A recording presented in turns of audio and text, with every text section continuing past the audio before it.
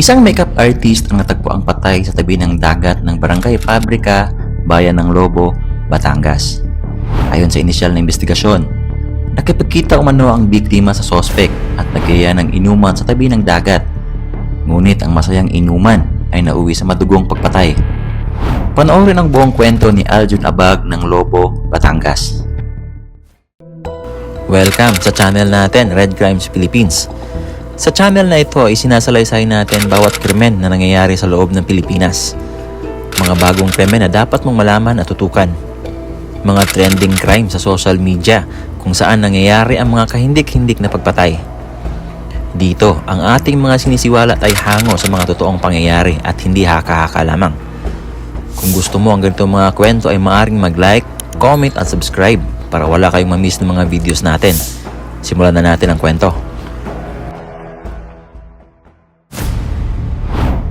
Ang biktima ay si Aljun Abag, 34 years old, isang makeup artist at residente ng Bayan ng Lobo, Batangas. Ang suspect naman ay si alias Banong, 22 years old, at may live-in partner. Dito iikot ang ating kwento. Si Aljun ay isang taong may makulay at kahangangang kwento ng buhay. Mula pagkabata, kapansin-pansin na ang kanyang pagiging malambot kumilos at may sensitibong damdamin. Ngunit para sa kanyang mga magulang, si Aljun ay isang masayahin at mapagmahal na bata na puno ng pangarap. Si Aljun ay likas na palabiro at mahilig magpatawa. Madalas niyang pasayahin ang kanyang pamilya at mga kaibigan sa pamamagitan ng kanyang mga biro at kwelang kwento. Dahil dito, naging madali para sa kanya ang magkaroon ng maraming kaibigan sa kanilang komunidad. Hindi lamang siya kilala sa pagiging masayahin, kundi pati na rin sa kanyang katalinuhan. Sa kanyang mga taon sa elementarya, palagi siyang may natatanggap na medalya at pagkilala dahil sa kanyang sipag at talino sa pag-aaral. Pagsapit ng kanyang high school days, mas lalo pang nahubog ang kanyang mga interes at talento. Dito nagsimulang umusbong ang kanyang interes sa sining ng pag-makeup. Naging masigasig siyang matuto tungkol sa makeup industry.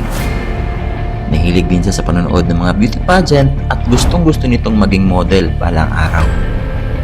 Dahil matalino si Aljun at porsigido sa mga bagay na gusto niyang makamit, nagtapos ito sa high school ng may parangal at medalya. Patunay ng kanyang determinasyon at mas maging proud ang kanyang mga magulang sa kanya. Bagamat noong una ay tutol ang kanyang mga magulang sa pagiging malambot ni Aljun at taliwas sa mga kinikilos ng mga lalaki, kalaunan ay natanggap nila kung sino at ano si Aljun at proud na proud ito sa kanya. Pagkatapos high school, nagdesisyon siyang palawakin ang kanyang kalaman sa beauty industry at maging makeup artist. Inaral niya sa vocational course ang pagiging professional na makeup artist at dahil sa palakaibigan ito ay madaming nagsuggest sa kanya na magtayo ng sariling parlor shop dahil magaling ito si Aljun sa pag-makeup. Nakapag-ipon ng pera si Aljun at nagtayo ng sariling parlor shop sa Bayan ng Lobo, Batangas. Dahil sa marami siyang kaibigan at madami din siyang naging customer, pinagsikapan ni Aljun ang kanyang negosyo at sinuportahan naman ito ng kanyang mga magulang at mga kaibigan. Sa paglipas ng mga taon, buong puso niyang pinagsikapan ang kanyang sariling parlor shop. Hindi naging madali sa simula, ngunit dahil sa kanyang sipag, tiyaga at husay sa pag-makeup, unti-unting nakilala ang kanyang pangalan sa kanilang lugar. Marami ang humanga sa kanyang talento at sa maayos niyang pakikitungo sa mga kliyente. Dahil mahusay siya sa kanyang ginagawa, lalo pang umunlad ng kanyang negosyo. Dumami ang kanyang mga suki at mas naging abala ang kanyang schedule. Siya ay tumatanggap ng iba't ibang okasyon tulad ng kasal, kaarawan, graduation at iba pang espesyal na selebrasyon. Ipinagmamalaki ni Aljun ang lahat ng kanyang narating. Naging makulay ang kanyang mundo pagdating sa trabaho at karera sa negosyo. Pero kahit naging matagumpay ito, ay nananatiling uhaw ito sa pagmamahal ng kalinga ng isang lalaki. Marami na rin siyang nakilala at nakadate, ngunit wala ni isa ang totoong nagmahal at tumanggap sa kung sino siya. Hanggang isang araw may nakilala sa isang lalaki na akala niya eto na ang magmamahal sa kanya ng tapat. Pero bangungot pala ang dala nito. January 25, 2026, bandang 10:45 ng gabi. Tumawag ang kapitan ng Barangay Fabrica sa Lobo Police Station na meron silang nakitang bangkay ng lalaki na nakahandusay sa tabi ng dagat sa kanilang nasasakupang lugar. Sa inisyal na investigasyon, naglalaro umano ang mga bata sa tabi ng dagat. Ngunit may napansin silang isang lalaki na nakahiga sa buhangin at tinakpan ang mukha ng itim na jacket. Unay akala lang nila na natutulog lang, pero nang nilapitan nila ay duguan na ito. Doon naalarma ang mga bata at ipinagbigay alam sa kapitan ng barangay ang pangyayari. Kinilala ang biktima na si Aljun Abag, 34 years old at isang makeup artist.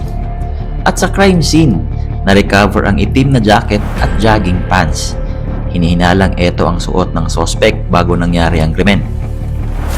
Na-recover din ang isang bato, duguan pa, at hinihinalang ito ang ginamit na murder weapon sa biktima. Samantala, ayon sa report mula sa Batangas Police Provincial Office, may tama sa noo ang biktima. Sinyalis na hinataw ito ng matigas na bagay at may mga galos sa iba't ibang bahagi ng katawan. Sa pagpapatuloy ng investigasyon, nakuha ng PNP ang CCTV footage kung saan makikita sa video na sinindo ng sospek ang biktima, dala ang kanyang motor. Sa isang video naman, makikitang minamaneho na ng sospek ang motor ng biktima. Suspetsa ng mga otoridad na nangyari ang footage na ito pagkatapos sa krimen. Base sa investigasyon, nag-text umano ang sospek sa biktima at nagyaya ng inuman sa may tabi ng dagat. At dahil sa hindi pagkakaunawaan, nagawa nitong patayin ang biktima. Nakilala ang sospek na si alias Banong, 22 years old, at nasangkot din pala ito sa isang krimen noong January 9, 2026 sa pagpatay ng isang 57 years old na beautician sa pamamagitan din ng pagpukpok ng bato sa ulo sa San Juan, Batangas. Agarang isinagawa ng Lobo Police Station ang manhunt operation sa sospek. Kuha sa video na ito ang aktwal na pagdakip kay Banong. Natagpuan ng sospek dahil namataang umano ang motor ng biktima na ginagamit niya. At dito, matagumpay na nahuli ang sospek at dinala sa presinto. Laking ginhawa ang naramdaman ng pamilya ni Aljun dahil agarang nahuli ang sospek at nabigyan ng hustisya ang pagkamatay ng kanilang anak. Samantala, nito lamang February 1, 2026, bandang 6:21 ng gabi, nabalitaan na nagpakamatay ang sospek. Nagbigti daw ito sa loob ng CR. Naitakbo pa ito sa Lobo District Hospital, pero bandang 6:41 ng gabi ay diniklarang patay na ito. Ilang oras bago ito nagbigti, humingi pa umano ito ng tawad sa pamilya ng nagawa niyang krimen. Paalala ng PNP na huwag basta-basta mag-meet up ng mga tao, lalong-lalo na kung hindi nyo ito lubusang kilala. Usisain muna ang taong ito at huwag basta-basta magtitiwala.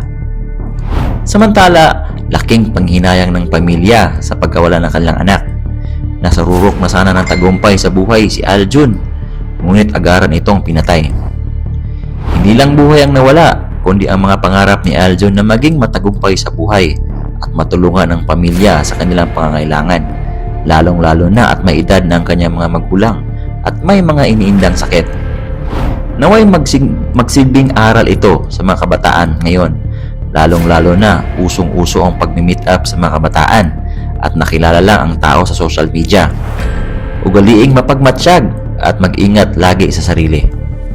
Kung nagustuhan ninyo ang kwentong ito ay maaaring mag-like, comment at subscribe para wala kayong ma-miss ng mga videos natin. Hanggang sa susunod na True Crime Stories. Ingat!